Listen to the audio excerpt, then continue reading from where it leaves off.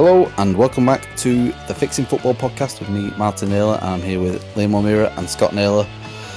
I'm currently suffering with some back issues, so if halfway through the episode I start slurring my words, the painkillers have kicked in and things are looking better for me, so I might get a bit happier as the episode goes on. Boys, how are we doing? Liam, we'll start with you. How's you and how's Bolton's pre-season getting on?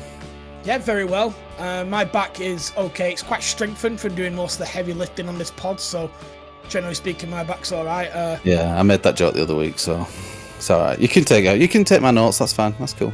It's all right. I wondered if you were going to make that joke then, and I thought, well, if he's not made it, I'll put it in the net. No, some people are listening. It's like a Rabiot type assist to Griezmann. Anyway, so the Bolton pre-season, better than I thought, actually. They look a lot better. Could see George Johnston back at left centre back. We've missed him. Is that who made the headlines this week all over Twitter? It is his firm tackle. I must admit, I was at the game, Fiorentina. I think I went to the Everton game last year, and I'll go to Stoke tomorrow. I don't pass up the opportunity for see teams at a higher level than us. I do like to see that. And yeah, we more than competed, I would say, against quite a strong Fiorentina team. It wasn't the kids. It was a rotated side, essentially 2 11s that played us and Preston the following day. So think of it as the squad of 23. We were playing against players in that. They were good as well. But we more than competed. George Johnson did get into headlines, and you might have seen his quite strong tackle for a pre-season friendly that turned a pre-season friendly into quite a tetchy game, actually. It's what we like to see. It's what we wanted to see. I liked how everyone was reporting it as a Bolton player.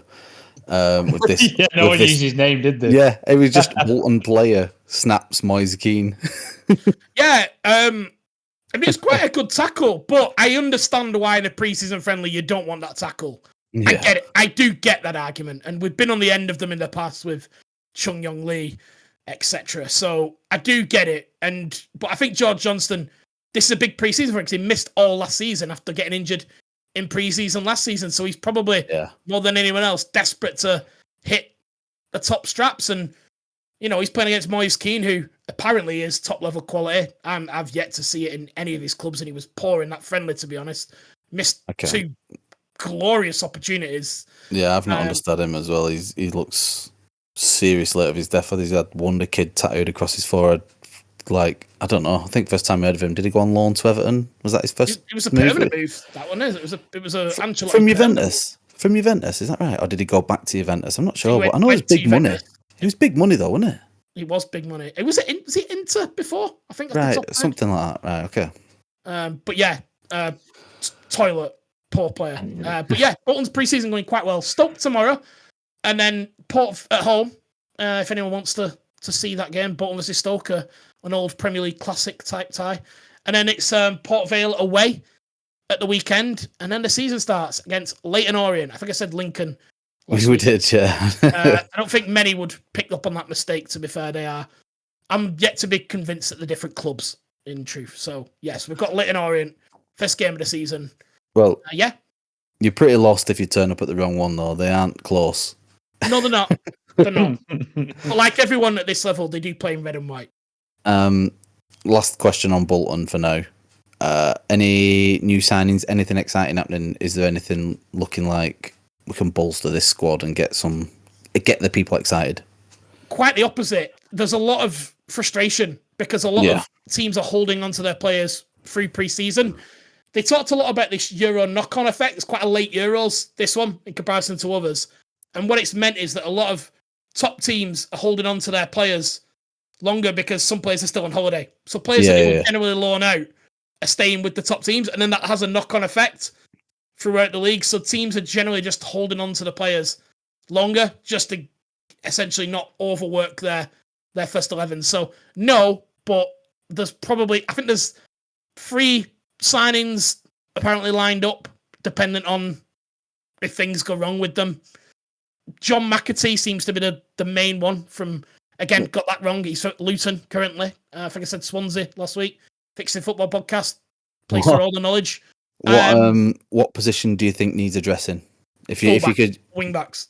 Right, so you need 1 or 2 of them coming in. I think we need a top-level right back. Dacus Right. Cogley did well last season, but he was never actually meant to be our starting right back. But he did very well. I think he finished in the best right back in the league, I think, on who scored ratings. So he did well, but he needs competition.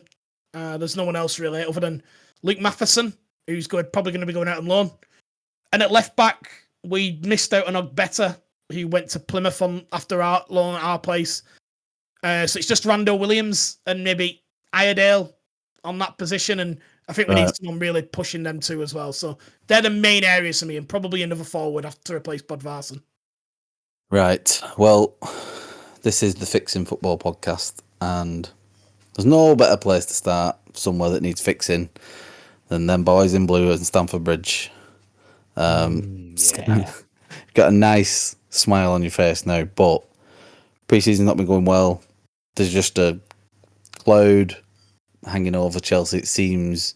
And while this time of season, like, it's meant to be positive. It's meant to have that glimmer of hope. Like, regardless of what went on last season, it's a fresh start. You can start to get your hopes up again. All for it to be crushed within a couple of weeks of the season starting, and everyone's calling for heads and people need to be sacked and all this sort of stuff. But at least at this point of the season, you're meant to be able to dream a little bit. So, Scott, talk to me about Chelsea. I know Liam might like to talk to you about Celtic giving you a slapping, but that's not the full story.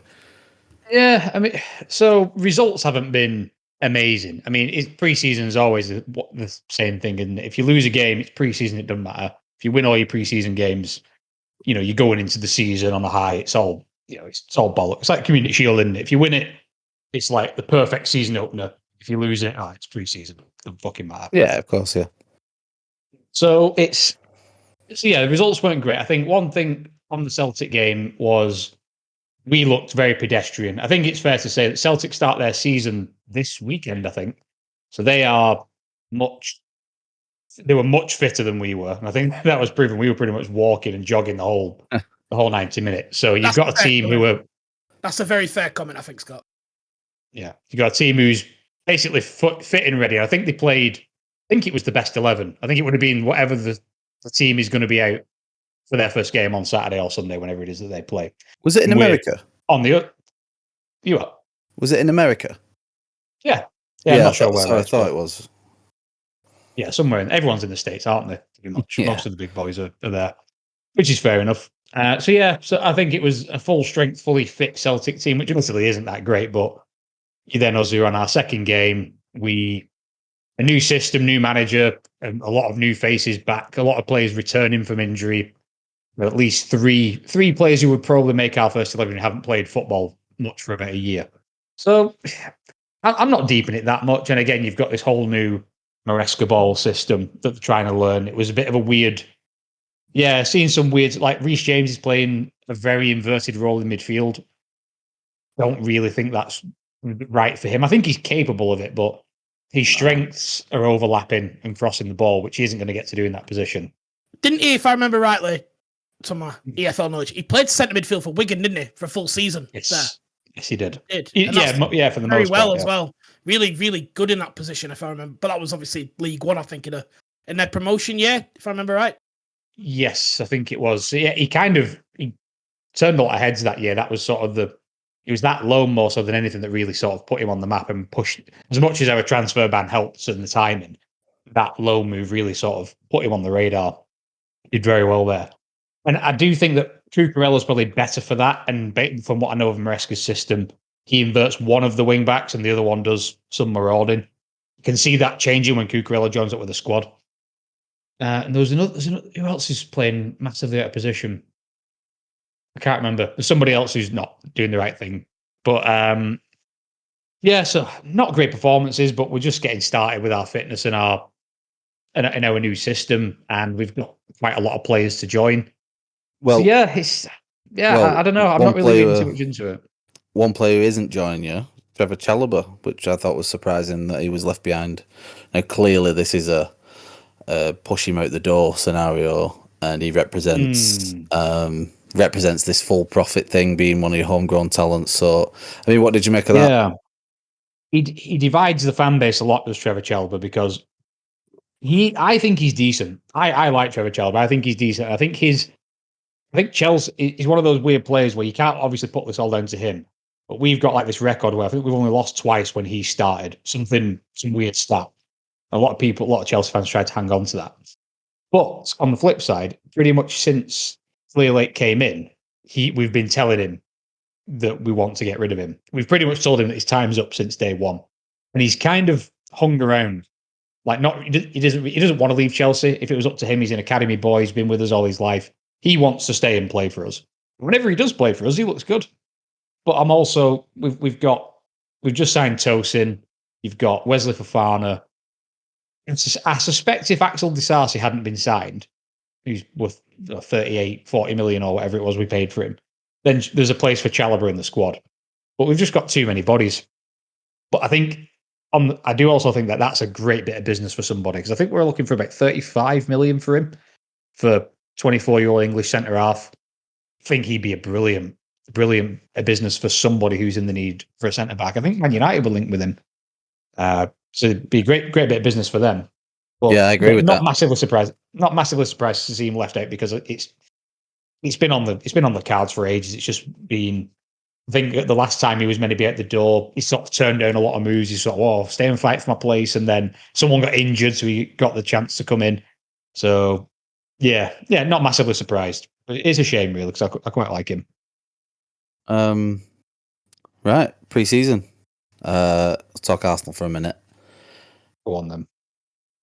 I'll just talk into the close, because now they've asked me a question, but that's fine. I'll just go with it. I'll just go with it. I passed on. That was Scott. Scott, you need to get better at that.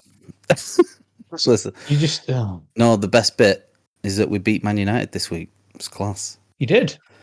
Good performance. You know, I like pre-season, aside from the hope thing, but I do like seeing these players staking the claim and the young lads coming through. We took a lot of kids with us this time. I think it's Josh Nichols, who is only 16, come out with his mum.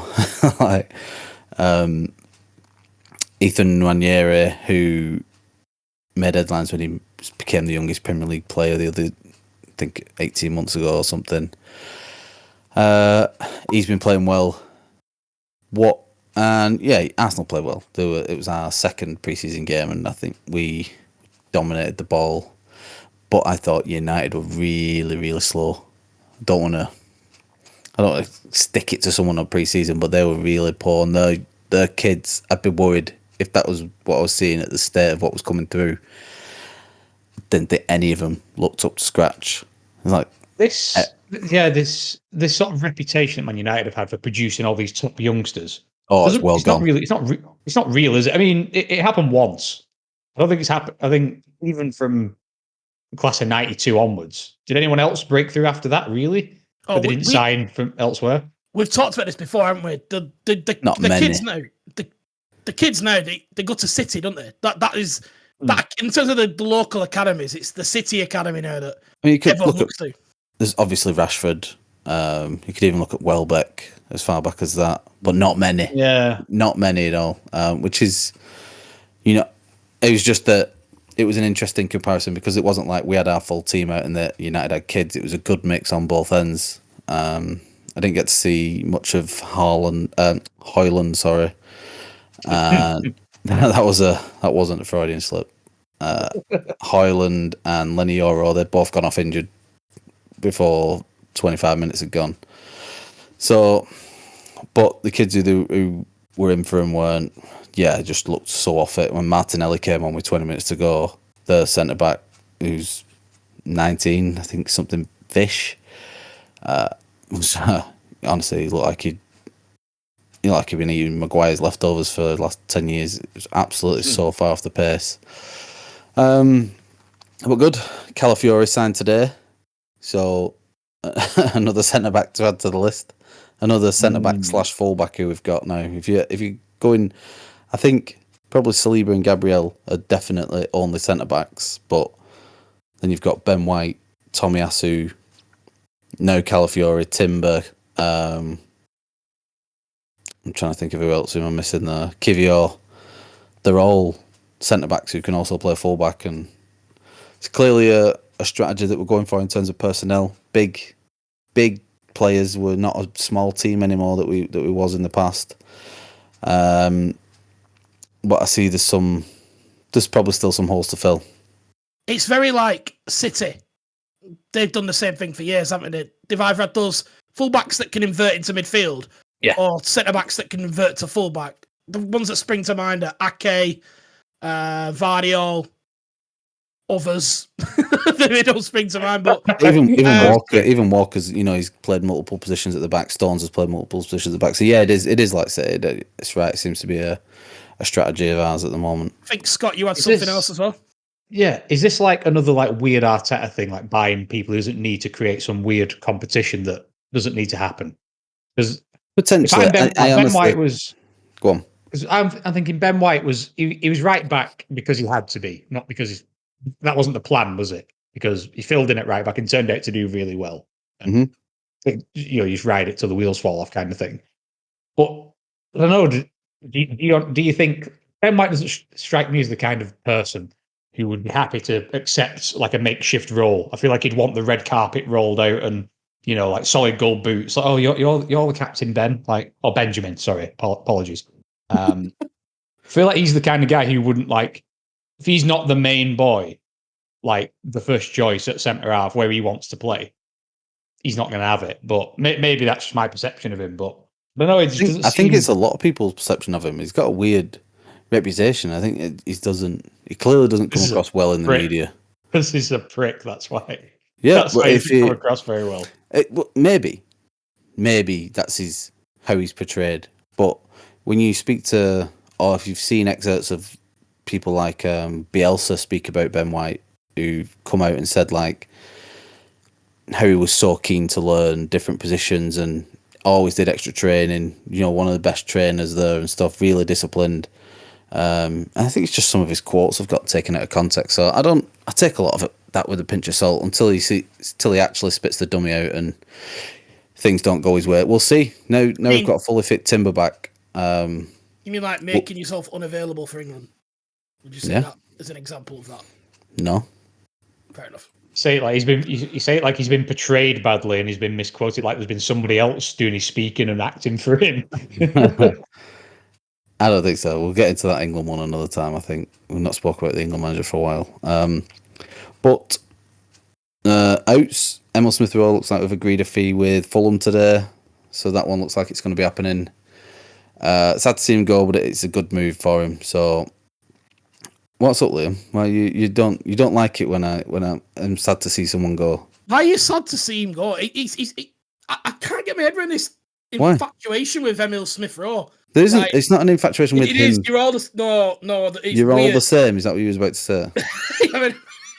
It isn't. No, listen, mate. When you've got an academy player who, when we were crying out for a hero, him and Saka stepped up from academy and pulled us through that season, 1921. It's so unfair on Saka to say that there was like they had the similar impact.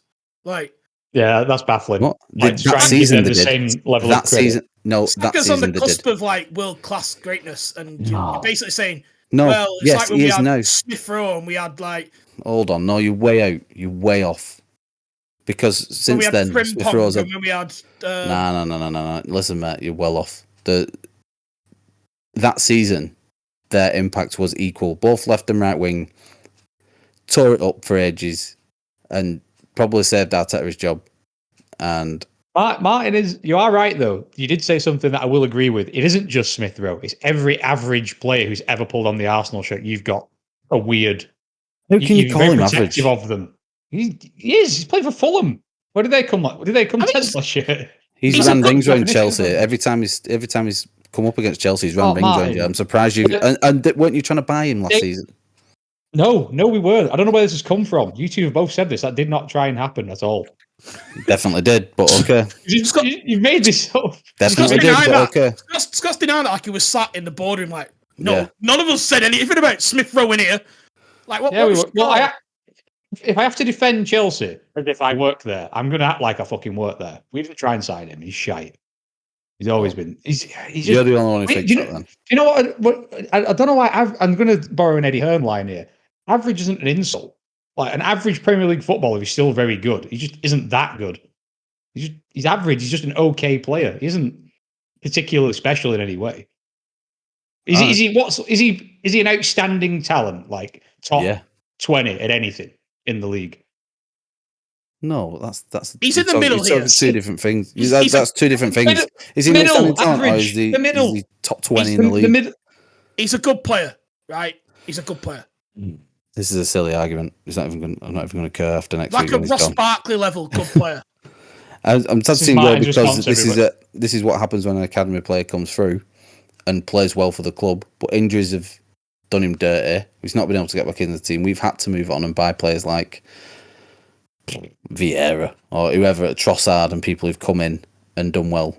I'm not saying Vieira's done well, but other players haven't in his position, and that's limited whatever game time he was going to get. That's limited that as well, and he needs to move, and it's the right move for everyone involved. But okay. I think we should move on from Emil Smith-Rowe, because I could literally talk about Emil Smith-Rowe or the idea, the aura of Emil Smith-Rowe. Yeah. I could talk about it for the whole podcast. We'll see. He'll be in your fantasy teams next week, so that's fucking won't be. Oh, there's one we can announce. So our fantasy league will be up by the time everyone's listening to this. So please do join. There will be prizes available, and to claim them prizes, you must be subscribed on YouTube and follow us either on Instagram or Twitter, X. Those are the stipulations that weren't followed last season. So please do go and do that, and then join our league, and there'll be some prize available. We want as many people done. We had like nearly 200 people in the league last season, so that'd be great if people could get involved. Boys, before we move on to some topics, I've got a little quiz for you. You want to play a game? Ooh, go on. No one said anything about a quiz. Well, you weren't reading WhatsApp then. So this made famous by one of my favourite YouTubers, Luke Pingu, who does a lot of football style quizzes on YouTube, which are quite fun. This one's going to be the appearances game. So I'm going to give you 3 each, and you can have 10 points if you get it exactly right, 5 points if you get it within 10, 2 points within 20, 1 point within 30, or no points. Okay. I think the points kind of explains what we're trying to do. So, okay, I think I get it. There's also bonus points available if you can tell me how many goals that player scored. 2 points if you get it bang on, 1 if you get it one either side, none if you don't. So that's super bonus points. Who's keeping points then? I'll keep points. Okay. I'll keep points. I can multitask here. So, Liam, we're going to start with you. Okay. Your first player up for appearances, and play along if you're listening. We're going to start with Ricardo Gardner. And is this total career appearances? For Bolton Wanderers. Oh, God. Ricardo Gardner. I think one of your greatest ever servants. And yeah, so you're not giving me one that's like, could be like 15. You give me one that's going to be like in the hundreds. What was he, 9 seasons at Bolton? At least, maybe, yeah. At least, maybe. Didn't have a testimonial, but then no one did because we kind of like, everything just sort of went to pieces. I'm going to guess 450 appearances for Bolton. 450. And so I'm going to tell you that you have scored 0 points, though. The correct answer is 397. You're 1 million miles off. No, that's not actually. You fall outside of the points, though. Fair enough. He had a few injuries. I should have mitigated that. He had some serious injuries, Ricardo. He really did, yeah. Do you want to go and have a guess at how many goals he scored for Bolton? And this is in all competitions, by the way, not league. So including his goal at Bayern Munich away. We're including Ricardo Gardner. Famous goal at Bayern Munich away, which he'll tell you he meant, but everyone in the world will tell you he didn't. No. He had his weird centre mid phase as well under Gary Mason, which I liked actually. I quite like that kind of player in midfield. Scott, no sneaky Googling while you're here. Let's just keep eyes on the prize, yeah? I'm going to go 26. You know what? That's a really good guess. And if we had a white, it's 21 is the answer. Okay, I'm happy with my two guesses there. To be fair. You've scored 0 overall. But on vibes, I did well. So that's yeah. You passed the vibe check. Scott, going to start with your first one. Can I ask, though, why did only I get called, like, checked for Googling? We were all at computers. What? Because I started with Liam and he clearly wasn't, but you was on the back. So, Scott's just Googled every player that's ever played for anyone. Yeah, he knows. Well, the point of doing this quiz was I was trying to think of players who you probably won't Google first. If I give you enough time to research, maybe you would have done. I'm going to keep my hands visible. No, you've done your research now. Right. Your first one is Mason Mount. Ooh. Okay. And this is just for Chelsea, right? Correct. Just Chelsea appearances. Okay. So he broke in 1920. Yeah. Don't be afraid to think out loud because this is an audio podcast. So broke in 1920. And he left last 2023. Force 1920, 2021, 22, 23. 3 or 4 full seasons. Okay. I'm going to say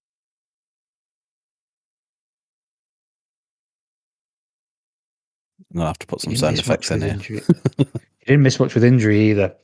I'm going to say 164 appearances. You know, that's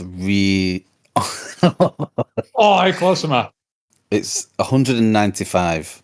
You fell 1 away from getting 1 point because... Bastard. Yeah, and fair enough, because that's just nonsense. I have to guess someone who's had like 1 million appearances. Scott gets like Winston Bogard. Like, anyway, sorry. Chelsea only became a club in 2004. They've not had that many. Sorry, Scott. I think you're on goals now. Yes, Scott. You want to give me how many goals he scored? It's not crazy, man. Because he fucking did nothing in the last year. Overall, 38 goals. The correct answer is 33. Just talk yourself out. You only got a point with 36, but nearly. Liam, we'll go to your number 2. And that is... Nat Loftus. Per Franson. Knew you were going to say Per Franson. Knew you were going to say it. Per Franson. Right, okay. Everyone knows who these guys are, though, to be fair. Everyone knows who Per Franson is. All right. Yes, we know who he is. Right, so 2 spells. Right? 2 spells. Went to Blackburn, which is why. Rat. What a rat.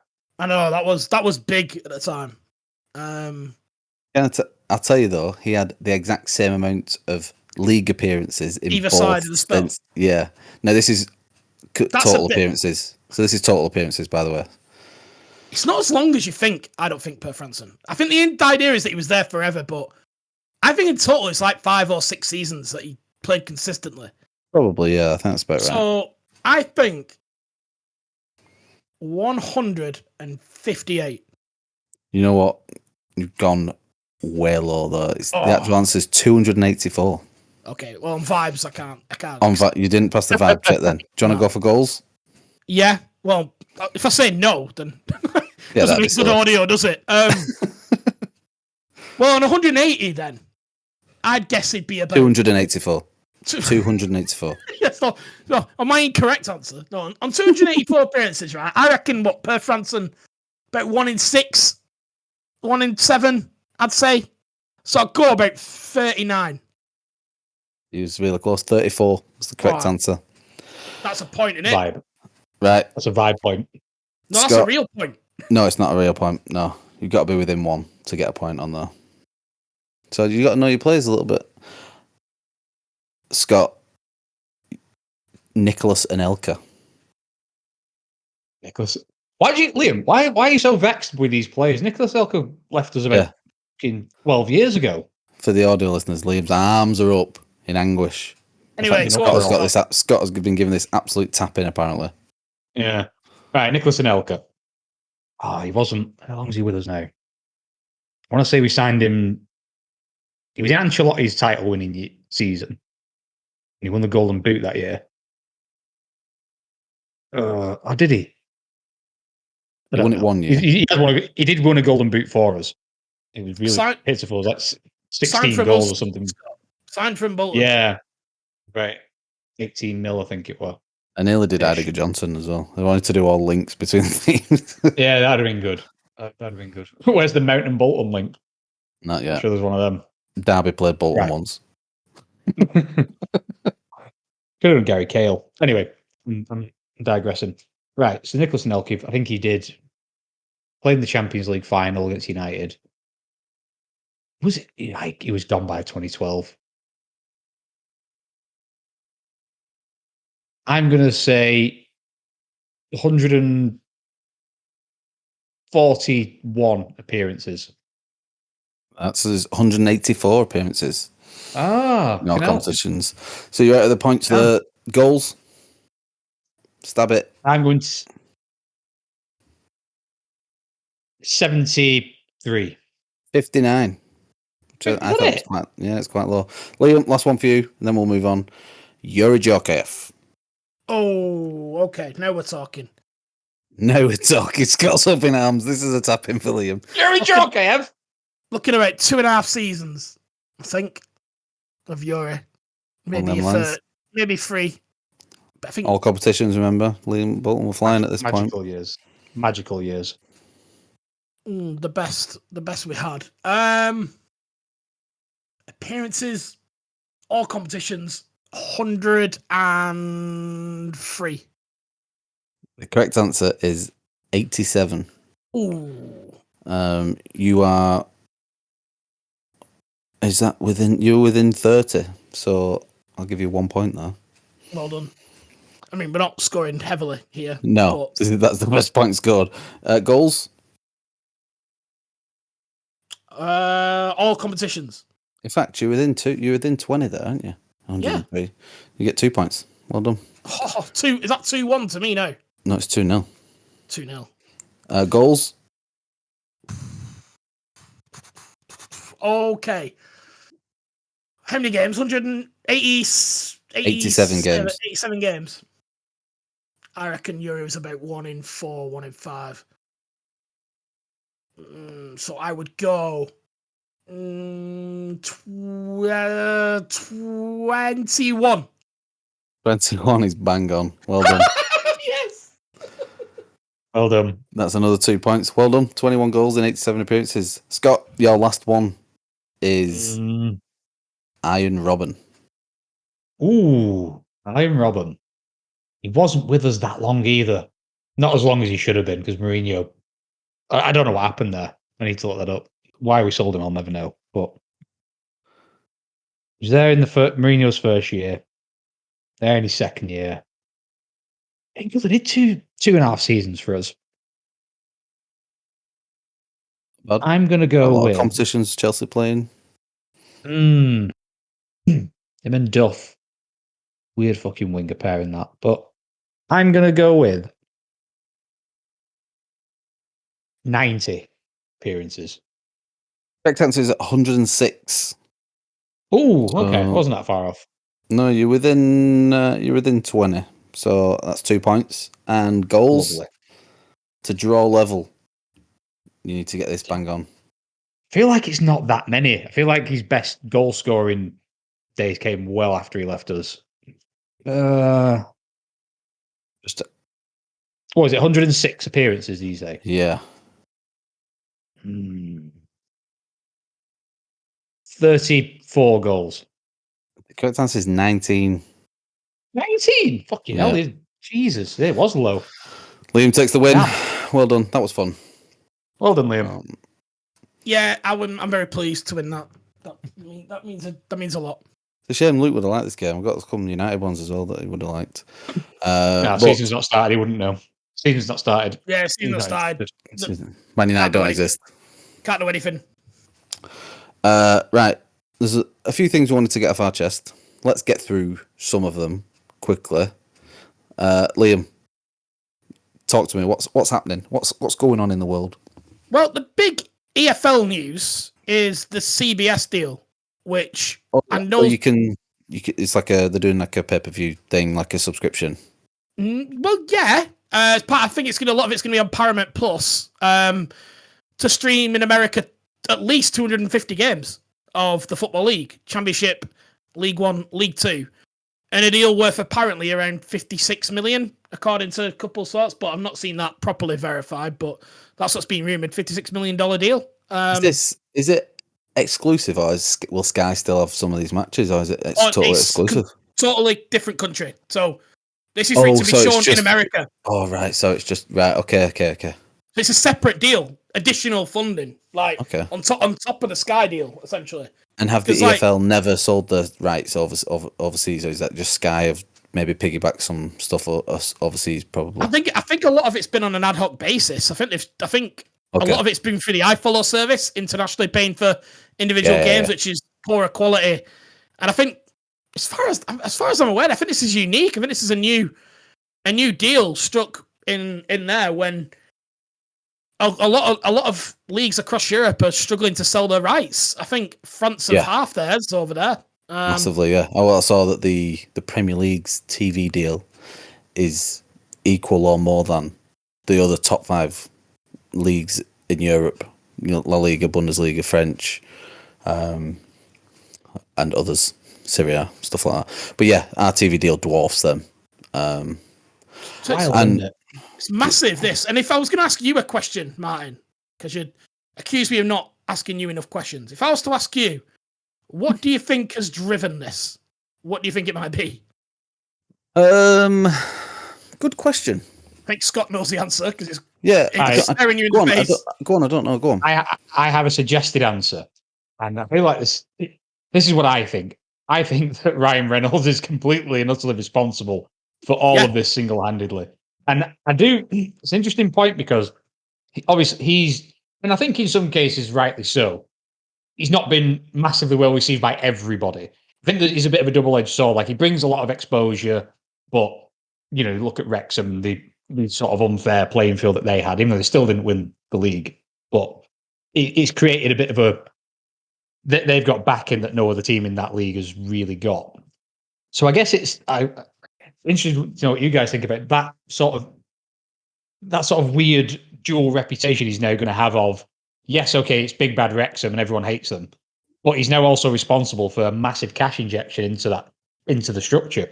So yeah, I think it's ultimately all down to him, and I do wonder how that now positions him in the eyes of the fans, because it's pretty much all because he's such a big Hollywood star that networks are going to jump on it because he's tied to it. Fair play. I'm totally for this. I don't see any downside in more money coming into the EFL. So, it's interesting that wouldn't have popped into my head. I could have been here for a long time, but maybe the painkillers have kicked in now, so things get in. So, some other things on this, and I as well, other podcasts are available. And I actually, because not a lot of podcasts are putting out their things at the moment, are they? They're having a bit of a break. One that hasn't stopped is The Price of Football with Kevin Maguire. So first time I really listened to that, and it's really sort of eye-opening on this type of stuff. And he talked about the Google analytics of football clubs across America. And Wrexham score better than every single MLS club in terms of being Googled and being traffic, except Miami. And obviously Miami would be, wouldn't it? Yeah. But Wrexham attract more than any other club.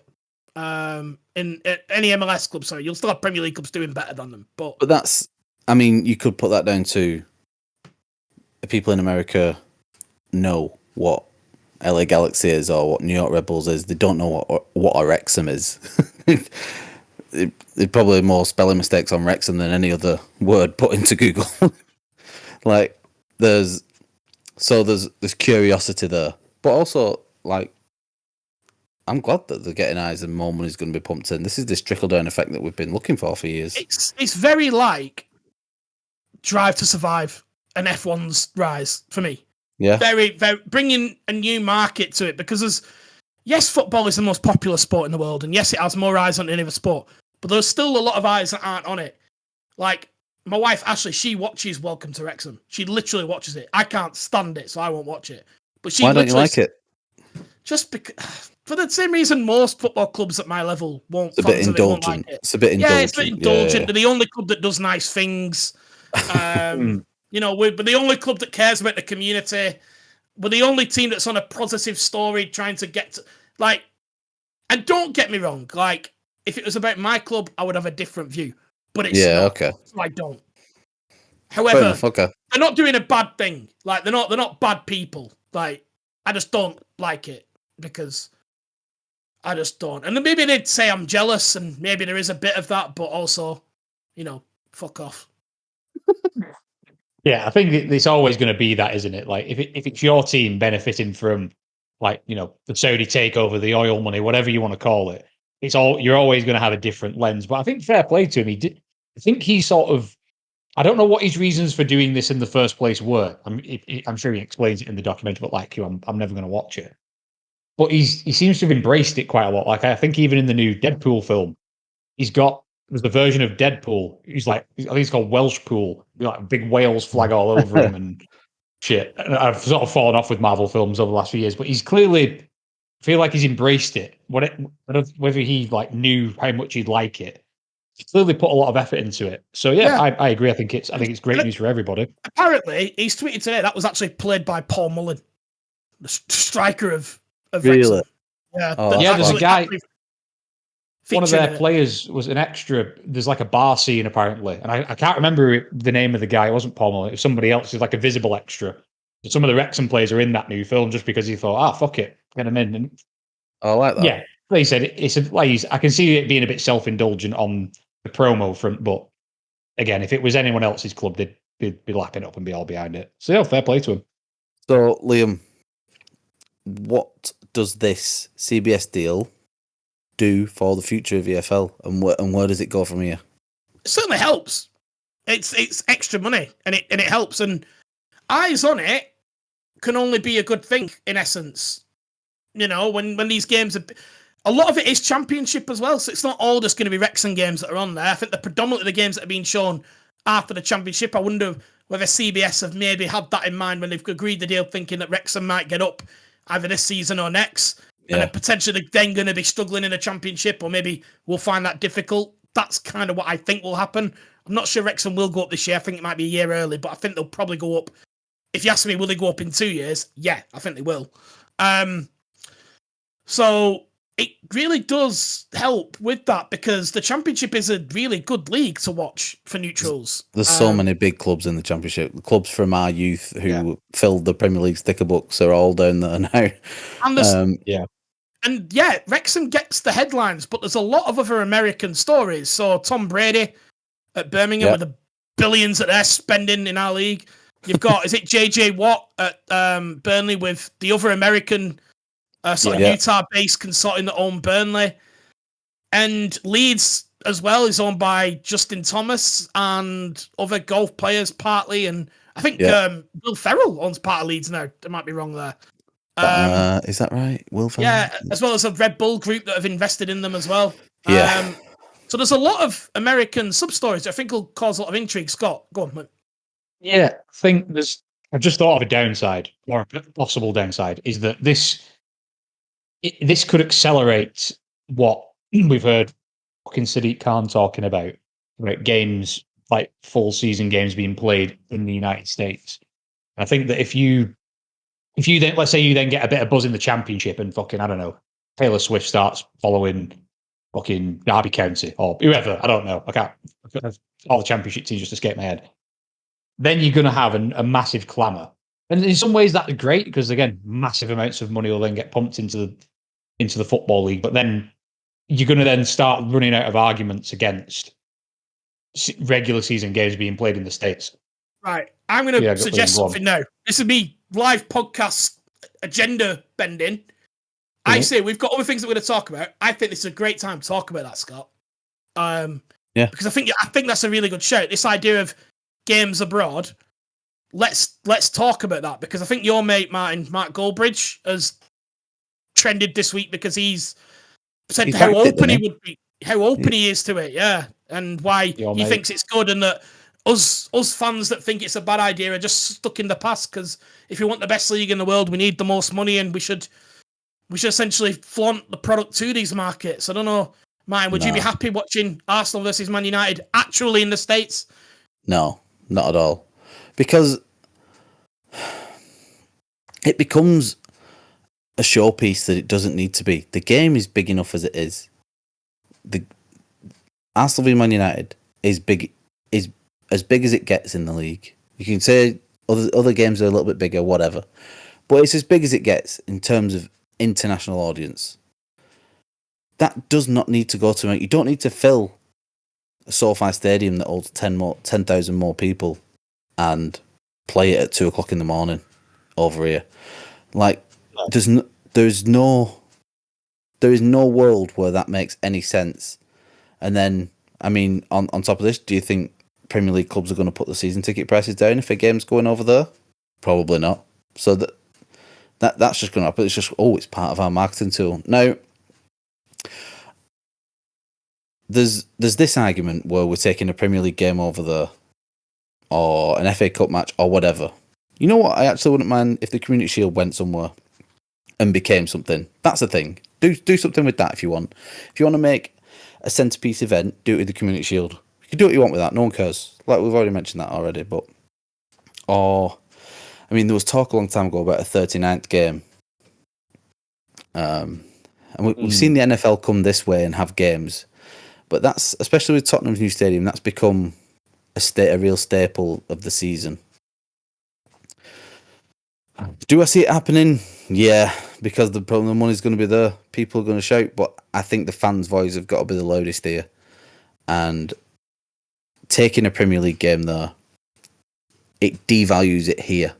It might add value somewhere centrally, but in my opinion, it devalues the game itself, which the Premier League means so much. I'm not being funny, but it'll be a long time before Southampton v Nottingham Forest is out in the States.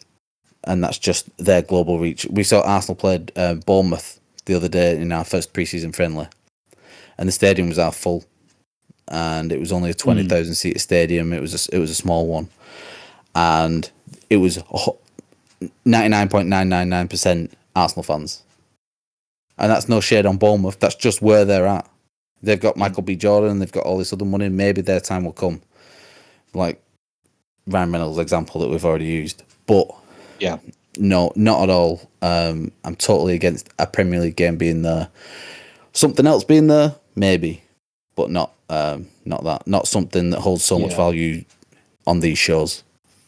You're on, like, you've got these two. The argument that I've heard, and I get it. Like, as fans, we don't really care if the game is the biggest, or if the league gets an extra 300 million quid from the States. Like, we don't care.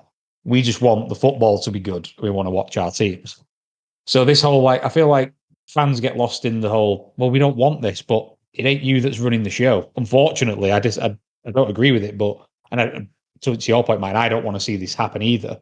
Yeah. But I do think it's inevitable, because if the league, like any business, if you're not expanding and growing, you are dying and in decline. There's no in between. All businesses like that, and the Premier League is a business. So we earned $1 billion last year. If we don't earn 1.1 this year, we might as well just kill ourselves. It's every business you go into when they do end of year figures. It's always about, what are we doing this year? How are we growing? Growth. And when you stop growing, that's when the wheels are starting to fall off. So sadly, I do think it's inevitable. I do think it will lose a lot. But are you going to make, if you're a Premier League owner, a Premier League club owner, are you going to make more money from John, who has followed the team all his life and drinks in the pub outside the stadium and then goes in for the game 10 minutes beforehand? Or do you make more money from the tourist, who maybe comes over twice a year, but spends all the money in the club shop, eats and drinks in the stadium, all that sort of stuff? Like, those fans are probably worth more, per head, than your average season ticket goer, which is sad, really. It's a shame that it's got to that. And if you own that business, you're going to prioritize the ones who make you the most money. I don't know what you think. Well, I'm going to raise another point here. Is yes, say one. All right, they wear us down and say one game goes to America. One league game. Per club, one league game. It's got to be fair. Yeah. That's the only way to do it, is if one league game for each one. So, yeah. Which game? I mean, do you do City v United there?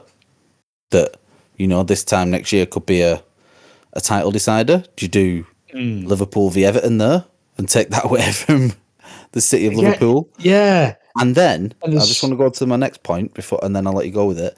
But yeah, go on. How far then does that become 2 games? Does Saudi Arabia want a piece? Do we want to start playing games over there? Do you know that there's every other club's got deals in Africa and all over Europe and stuff like that? When do they start wanting a piece of the pie? How long is it till we're left with 10 Premier League games on these shows? Yeah, I think that once the toothpaste is out the tube, it's over. Then, like you're not. Yeah. Like I said, everyone will then want a piece of the pie. Once it's like known that it's a possibility, that is, it's game over. And again, but the problem is, like, some of those big games, like you pulled out 2 games there, Liverpool and Everton. And did you say Arsenal United, or did you use Manchester? I said City United, but whatever. I'm saying I was trying to think of a game that could be of importance to the league. Yeah. Like Liverpool Everton's a great example. Massive game, Merseyside derby. It won't mean this. It won't mean that when you go there. Like, what makes that game special is the atmosphere in Goodison or at Anfield, and that then disappears. And like you said, the only way to do it fairly is that everybody does it. Everybody has one, call it. But you're then going to have to make this. Oh, even if you have then 6 showpiece games or 3 showpiece games, all the big 6 playing each other at once. What's the turnout going to be like for Fulham versus Wolves, or Bournemouth versus whoever went? I can't remember who got promoted, but Sheffield United, if they were there still. Like, does anyone really want to go and see that? I don't know. That's where it starts to get a bit murky. You want to have a showpiece event, which I agree doesn't need to happen, but they can't all be showpiece games. Some of them are shit. And they're going to have to swallow those as well as the glamorized, the Arsenals and Man Uniteds of the world. Yeah, go on, man. This is an easy one to fix. FA Cup quarterfinals can be played abroad. All 4 of them. Completely dead straight. Everyone knows where they stand. Dead fair. It's a neutral ground for a quarterfinal, which feels fairer to me as well. Anyone who's been in a quarterfinal, most likely to be Premier League opposition. If not, it's great for the Football League Club to get that exposure. They've earned that. Agreed. It almost rewards them for reaching the quarterfinals more like on there that they get to play in front of a new audience. Everyone's a winner. Next problem, please. Fixed. Fixing Football podcast is back, ladies and gentlemen. We've done it. It doesn't really fix it because we're not talking about the FA Cup, are we? Like, the FA Cup's never been a part of this, so that doesn't fix it. We fixed the FA Cup, but we still got this enormous fucking problem with the Premier League. But I actually agree that's a great idea, particularly if if you're a League One club and you make it to the quarters. That's fucking amazing, isn't it? All that exposure. Yeah, what a reward that is! Like, you get a tie away, and they might say, "Oh well, I'd love to have gone if we got Chelsea away." No, you get like a massive game away in America that a massive new audience gets to see. You can go yourselves, but it'll be in Saudi Arabia, so maybe you won't want to. It's definitely going to be there. And you get Saudi Arabia away with the boys. It's not quite the Benidorm abroad, is it? But Riyadh Sesh. Right. I think we'll call it the. I think this will rear its head again. I hope it does, because I think it's an interesting topic, and I think it will develop fairly quickly. I feel like in the next 2 or 3 seasons we're going to have a solid breakthrough on that. I don't want it to happen, but I was going to say, although if it doesn't rear its head, that's good as well. Yes, very good. I much preferred that.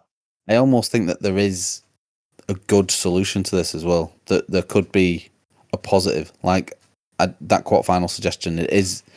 I feel like it would be a good thing rather than something and it's a good thing, and it also pacifies the need of them, messing with the big dog. Keeps the Americans away for a bit.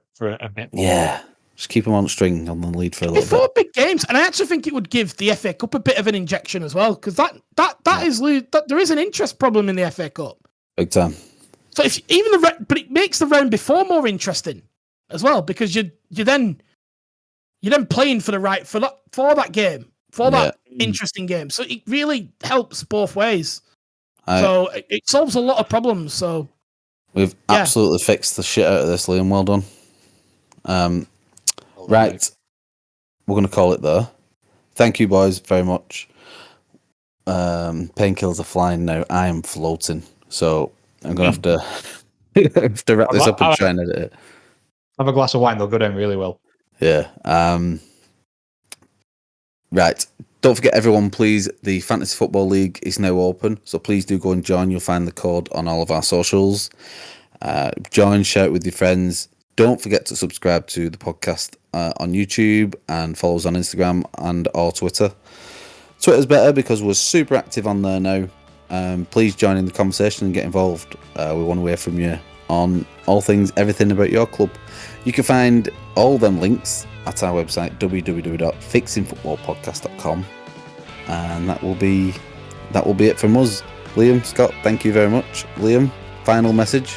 Yeah, unless you're a Nottingham Forest fan, then I'm not interested in your opinion, because you're all quite rude. Oh dear. We've got a list going of rude fans at the moment, but that's Twitter for you. So, bye, boys. Goodbye. See you in a bit.